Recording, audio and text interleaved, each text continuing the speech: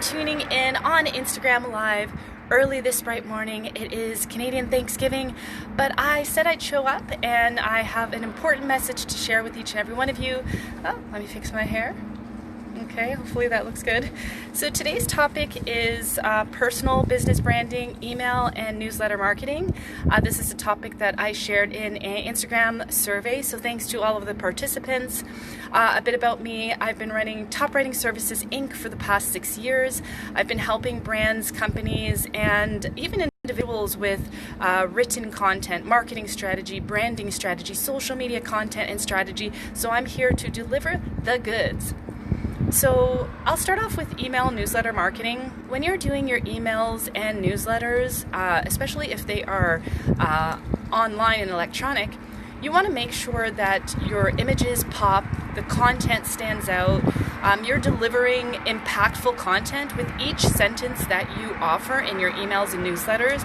You never want to create any kind of content that people won't understand or does not even apply to them. So you really have to understand your audience before you press the send button. Your photos have to match exactly what you're talking about. Now, I know a couple of weeks ago I talked about the new Instagram guidelines as far as content is concerned.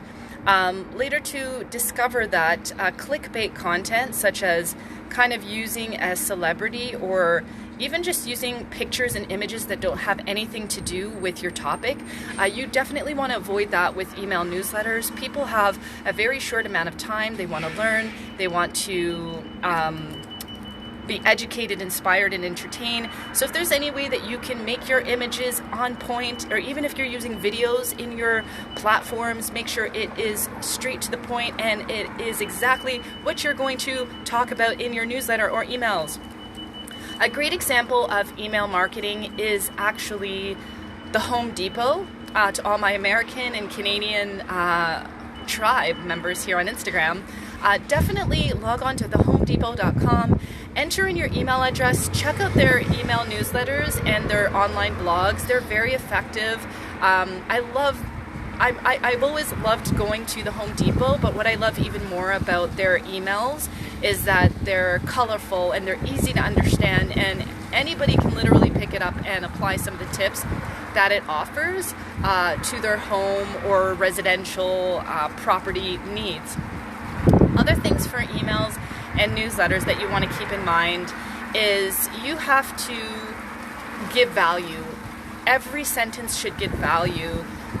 From the beginning to the end, there should be no fluff. There should be no salesy mentions, especially if the target audience are fairly new people to your email inbox. And I would highly recommend that you use a software, whether it's free or paid, that puts the subgroups of your target audience that you're sending your emails and newsletters to.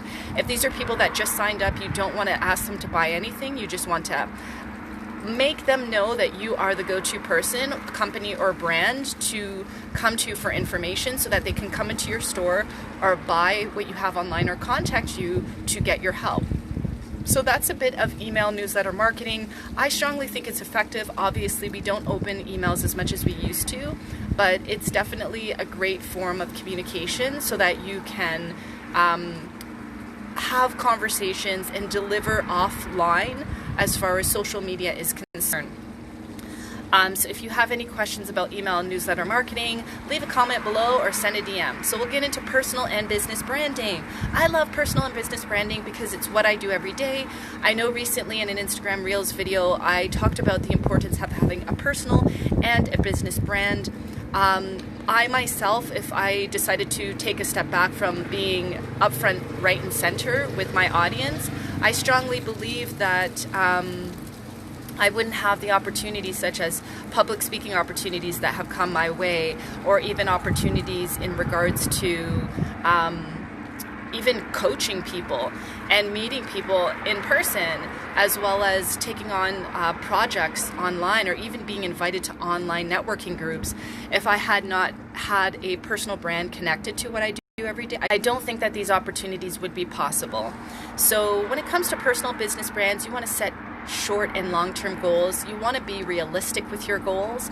I'm not saying that you can't ask for 10 grand a month for personal or business brand deals, or whatever it is that you're doing, but you want to make sure that it is in line with your level of self-awareness, your level of maturity, your level of self-confidence when it comes to sharing who you are and what you do on the internet.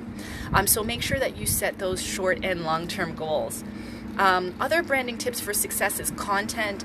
I highly recommend that you plan out your content and you have a strategy of subsets of content that you share, whether it's personalized content about you, content about your products and services, things that you have going on in the background, etc.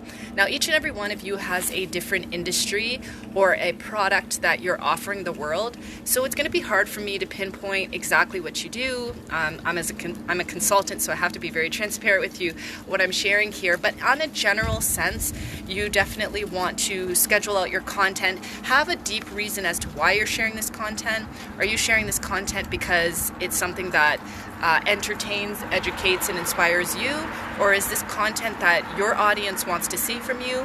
And how you find that out is by asking questions, doing surveys and polls on all of your platforms, getting into the DMs and saying hello, asking people questions and having conversations the same way that you would do if you were actually at an online networking event, at work, or in business, etc.